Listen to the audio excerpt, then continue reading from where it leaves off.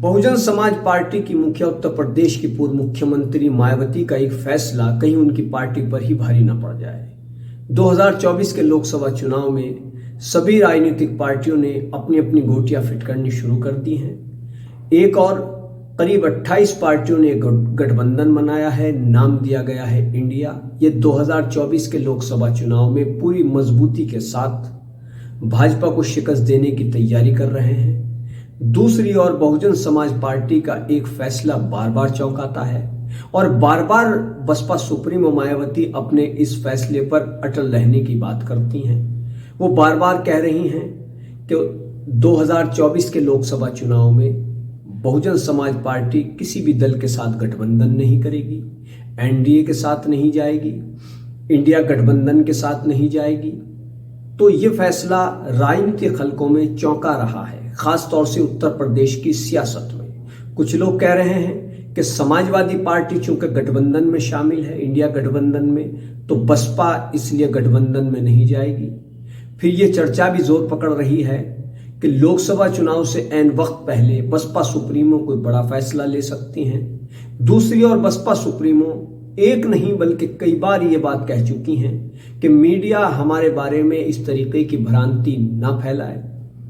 हमारे लिए भाजपा और कांग्रेस में कोई फर्क नहीं है, दोनों की नीतियां एक है। तो ऐसे में बड़ा सवाल यह है कि क्या बसपा सुप्रीमो मायावती का जो फैसला है वो 2024 के लोकसभा चुनाव में खुद उनकी पार्टी बसपा पर भारी पड़ सकता है, या फिर कुछ और भी चुनाव नतीजे सामने आ सकते हैं। लेकिन राजनीति में माहिर लोग जो राजनीति में गहरी दिलचस्पी रखते हैं, उनकी नज़र में बसपा सुप्रीमो का ये फैसला बेहतर नहीं है, क्योंकि एक और भारतीय जनता पार्टी का भी कई पार्टियों से गठबंधन है, तो दूसरी ओर भाजपा को शिकस्त देने के लिए करीब 28 पार्टियां एकजुट हो चुकी हैं, उनकी कई बैठकें भी हो चुकी हैं। और इधर उत्तर प्रदेश में जो दलितों का सबसे ज्यादा वोट जिस पार्टी को जाता रहा है, बहुजन समाज पार्टी,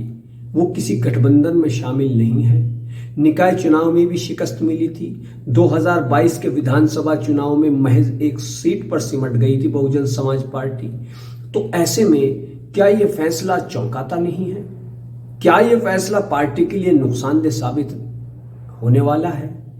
ये वो चर्चाएं हैं जो आजकल पॉलिटिकल क्षेत्रों में, राजनीतिक हलकों में खूब सुर्खियों में है।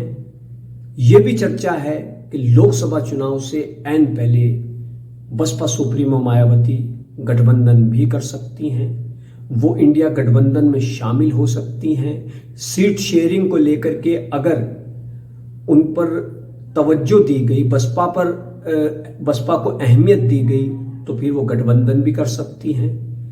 ये भी चर्चा है कि वो एनडीए के साथ भी जा सकती हैं, लेकिन ये चर्चा कम है। इसकी संभावना कम है कि वो भाजपा से हाथ मिलाएंगी, क्योंकि भाजपा पहले ही बसपा के वोट बैंक में सेंध लगाने में काफी हद तक कामयाब रही है।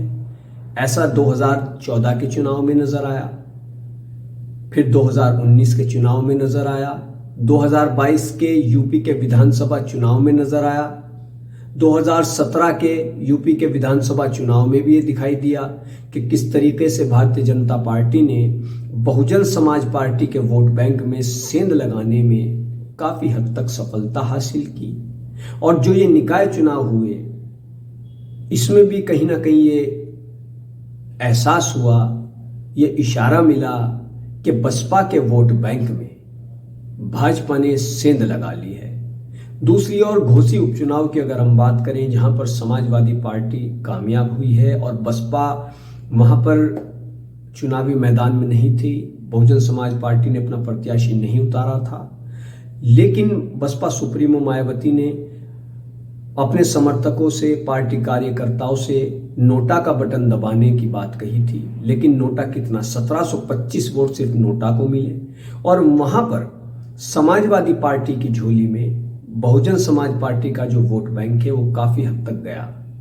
भले ही उसकी संख्या ज्यादा ना हो, लेकिन इस सच्चाई से हम इनकार नहीं कर सकते हैं कि घोसी उपचुनाव में जहां पर भाजपा से प्रत्याशी दारा सिंह थे, वहां पर समाजवादी पार्टी ने जीत हासिल की, तो उसमें बहुजन समाज पार्टी का वोट बैंक कम या ज्यादा तौर पर सपा की झोली में जरूर गया, जिससे सपा बेहद ज्यादा मजबूती के साथ चुनावी मैदान में सफल हुई।